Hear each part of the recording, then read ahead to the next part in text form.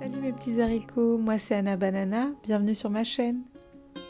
Et bienvenue dans cet épisode bonus d'Entre les mailles, un épisode où je ne suis pas partie à la découverte des fibres textiles naturelles, paysannes et artisanales, mais où j'ai découvert un élevage de chèvres laitières. Épisode 9, du cabri au lait, un mois parmi les chèvres.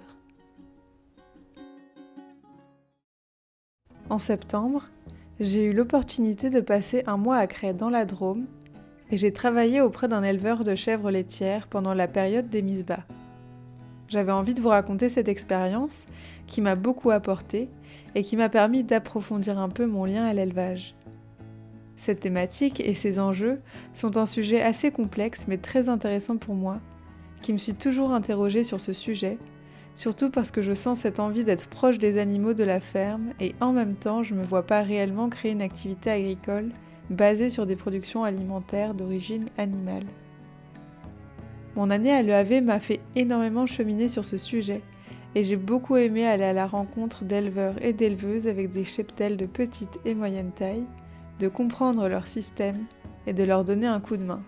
Comme moi je mange du fromage, j'avais à cœur de comprendre la réalité agricole de l'éleveur en question, mais aussi les enjeux de la filière laitière en général, qui sont deux éléments que j'ai envie de distinguer, car ces deux acteurs ne sont pas nécessairement toujours en accord. Robert, l'éleveur chez qui j'étais, travaille depuis plus de 20 ans avec un cheptel de 120 chèvres d'origine suisse, appelé Sanan ou Blanche de Génesay, dans la ferme où il a grandi. Pour ces chèvres, la saison des mises bas est en septembre, pour qu'elles produisent du lait toute l'année. Comme il travaille seul et que les investissements d'une fromagerie sont assez colossaux, il a décidé de se spécialiser sur la production laitière et de livrer son lait dans une laiterie à quelques kilomètres de sa ferme où sont produits les picodons, les fromages typiques de la région. Désaisonner les mises bas de ses chèvres, qui ont normalement lieu au printemps, lui permet d'avoir une production de lait stable, puisque la demande de fromage frais n'est plus en relation avec les saisons, même si dans leur cycle, les chèvres produisent généralement du lait pendant 9 mois après les mises bas. La première semaine de septembre, la traite avait lieu uniquement le matin, après avoir fourni du foin aux chèvres provenant des parcelles de la ferme. Lorsque les mises bas ont commencé, on est vite passé à 2 traites par jour, une le matin et une l'après-midi.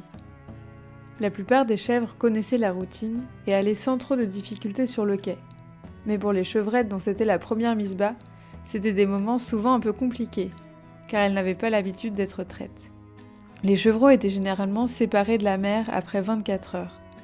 On trayait les chèvres qui venaient de mettre bas à part, puis on nourrissait les chevreaux au biberon, ce qui permettait à Robert d'être sûr que les petits avaient les éléments nutritifs nécessaires pour leur survie. Il m'a expliqué que souvent, les chèvres se piquaient leurs petits entre elles et qu'il arrivait que le chevreau soit empêché de boire le colostrum, ce qui limitait ses chances de survie. C'était toujours un moment assez mignon d'être proche des chevreaux et de leur donner le biberon, mais c'était aussi très responsabilisant, car je n'ai pas toujours trouvé que la séparation du chevreau et de la mère était facile, et parfois c'était même un peu déchirant. Pour produire et consommer du lait, il faut que les chèvres aient des chevreaux, et souvent, il n'y a qu'une partie des chevreaux de l'année qui sont gardés pour renouveler le cheptel. Le reste des petits étant envoyés à l'engraisseur lorsqu'ils atteignent 5 kg. Un lieu où ils sont encore nourris pour atteindre 10 kg, mais dans des conditions qui dépassent la volonté de l'éleveur. Et pour moi, ne pas savoir ce qui se passait me laissait toujours un petit goût amer, car je savais qu'ils pouvaient se trouver dans des endroits aux conditions douteuses. J'imagine que ce n'est une partie de plaisir pour aucun éleveur, et j'ai pu avoir quelques échanges avec Robert sur ce sujet. D'ailleurs, il essaye d'aller plus loin dans sa démarche en travaillant lui-même une partie de la viande de ses chèvres et chevreaux avec d'autres éleveurs du coin, qu'il vend ensuite en vente directe. Car oui, la production de lait engendre également la mort des chevreaux. Dans mon cas, ça a été difficile de me retrouver dans cette posture en tant que végétarienne sensible à la cause animale, car plus d'une fois j'étais face à mes propres contradictions, et ça me tenait à cœur de m'y confronter pour me permettre d'expérimenter ce qui me semblait juste ou non, de mettre de la conscience sur mon alimentation, et de savoir que si je choisissais de consommer du fromage, je savais ce que ça engendrait, et que j'avais moi aussi pris part au processus. Chaque expérience d'élevage est différente et unique évidemment, et personnellement, Je n'ai pas l'aspiration de faire un tour de France des fermes laitières naturelles, paysannes et artisanales. Je crois que ce qui me plaît, c'est le lien qui peut se créer avec les animaux, mais aussi avec l'éleveur ou l'éleveuse, leur laisser la place pour qu'elles s'expriment sur leur quotidien, leur poser des questions, les écouter partager leurs expériences, leurs joies, mais aussi leurs doutes et les contraintes auxquelles ils et elles sont soumises. Pendant ce mois, j'ai pu voir une centaine de chevreaux nouveau-nés grandir et faire leurs premiers pas. J'en ai vu certains morts-nés et certains qui n'ont pas survécu longtemps.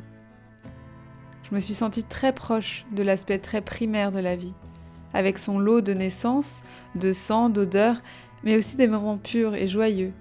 Et même si moi-même je ne me projette pas dans cette activité, je me suis sentie dans le concret de la vie.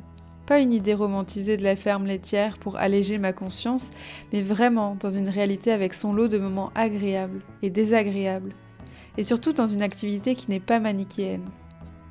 Et ça m'a fait du bien. Ça m'a fait du bien d'être dans le faire, dans un rythme presque chorégraphié.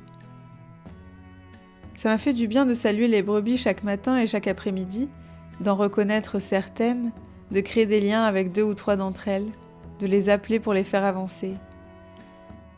Et je me suis dit que c'était peut-être ça qu'on apprenait, quand on évoluait au contact d'animaux d'élevage, avec lesquels on a des interactions quotidiennes. Ces zones de gris, où résident 1000 interactions, verbales ou non, 1000 gestes, 1000 signes, 1000 regards, 1000 contacts, 1000 intentions entre l'animal et son éleveur, et entre l'éleveur et son animal. En tout cas, depuis cette expérience, j'ai pris conscience de la valeur d'un tel aliment que je n'ai plus envie de consommer à outrance ou sans connaître les conditions dans lesquelles il a été produit, ce qui limite ma consommation. Et je sens aussi que j'ai envie de continuer de soutenir l'agriculture paysanne et de continuer à être en dialogue avec les personnes qui élèvent des animaux et qui font pousser des légumes pour savoir ce qui les anime dans leur métier. Et si c'est un sujet qui vous intéresse, je vous invite à rencontrer les éleveurs près de chez vous et de dialoguer avec elles et eux. Si la vidéo vous a plu, n'hésitez pas à vous abonner et à mettre un pouce en l'air. N'hésitez pas non plus à me laisser un petit commentaire, ça me fait toujours super plaisir de vous lire. Et de vous abonner sur mon compte Instagram.